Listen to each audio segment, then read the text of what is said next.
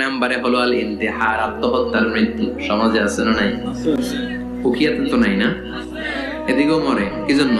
কেন মরে? হ্যাঁ, বয়ফ্রেন্ড গালি দিয়েছে এজন্য? হ্যাঁ, মান ক্বাতালা নাফসাহু বিশাইইন উযযিবা বিহি ইয়াউমাল কিয়ামাহ। যে জিনিস দিয়ে যে যাকে মেরেছে, আত্মহত্যা করেছে, সুইসাইড করেছে, কিয়ামতের দিন ওই জিনিস দিয়ে সে তাকে মারবে, এটাই হবে তার শাস্তি। ওড়না পেঁচিয়ে যারা আত্মহত্যা করলো ওর শাস্তি ওড়না পেঁচানো।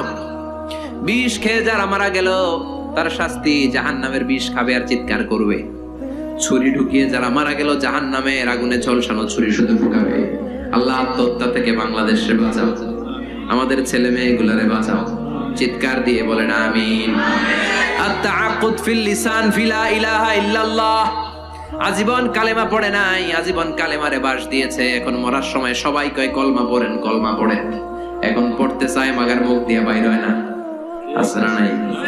এরকম ডাকায় দুখিয়াতে নাই? কলমা পড়তে পারে না, আটকায় যায়, মরে গেছে। এই মৃত্যুটা কি ভালো?